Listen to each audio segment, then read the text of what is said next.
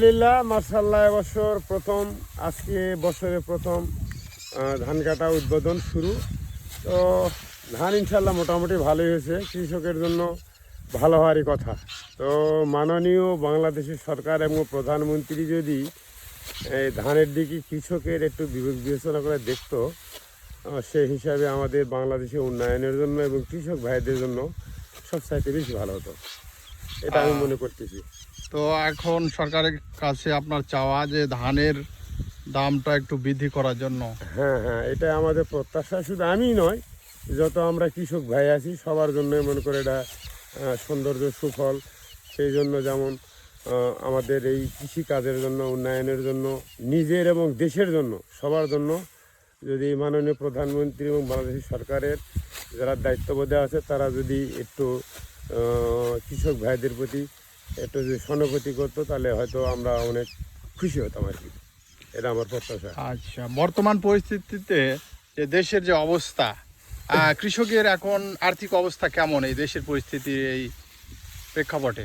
প্রেক্ষাপটে তো মনে করেন আমরা যে কাজ করতেছি তাতে মনে করো সার, ওষুধ, কীটনাশক এগুলার অনেক দাম, অনেক মূল্য। সেই হিসাবে বর্তমান বাজার মূল্যে ধান এখন আপনার 1300-1400 টাকা মন পুরানা ধান।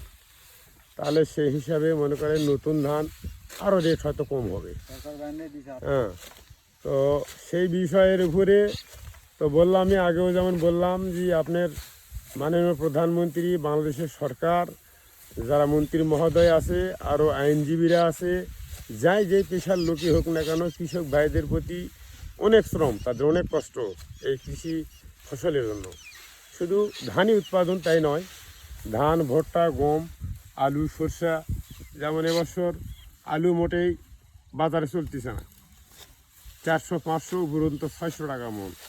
হ্যাঁ, এক বস্তা সার নেমে গেলে ইউরিয়া সার, তার দাম হলো 900 টাকা, 1000-1200 টাকা, 1300 টাকা এরকমও পাওয়া গেছে।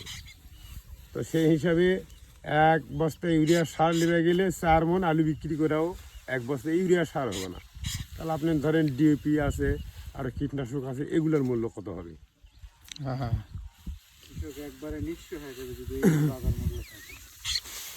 আসসালামু আলাইকুম। ওয়ালাইকুম আসসালাম। আপনার এই যে কৃষি কাজ করতেছেন, কৃষি কাজ করে সংসারের হাল কি অবস্থা এখন? এই যে দেশের বহির্বিশ্বে যে যুদ্ধ চলতেছে, যুদ্ধ সব কিছু মিলে কি অবস্থা এখন যেভাবে কাজ কাম করা হচ্ছে, কৃষকের যে অবস্থা, যে বাজার মূল্য দিছে, এই বাজার মূল্য দিয়ে কৃষকের দিনকাল কিচ্ছুই চলবে না।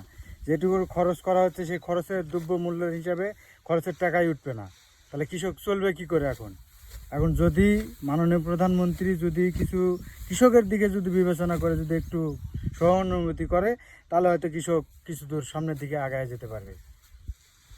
আচ্ছা, তাহলে সরকারের কাছে এখন আপনার চাওয়া যে কৃষকের দিকে একটু নজর দিক। হ্যাঁ, কৃষকের দিকে একটু নজর দিলে তবে কৃষক একটু বাঁচবে। আর যদি কৃষকের দিকে না তাকায়, যে সব জিনিসের দাম বেশি, তেলের দাম, অন্যান্য দ্রব্যমূল্যের দাম, কিন্তু কৃষির যে পণ্যগুলো আলু, সরষা, ভুট্টা, এগুলো সবার দাম মনে করো যে একবারে কমে গেছে। এরা দিয়ে তো কৃষক চলতে পারবে না।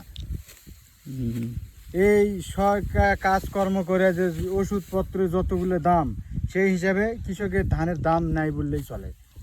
এটাতে তো কৃষকের দিনকাল কিচ্ছুই চলবে না। এটাকে আবার ঋণ করে নিয়ে আসে যে কৃষক আবাদ করেছে এই ফসলগুলো, এই ফসল তুলে আবার যদি অর্ধেক দামে বিক্রি করা লাগে, তাহলে তো কৃষকের কিছুই থাকবে না।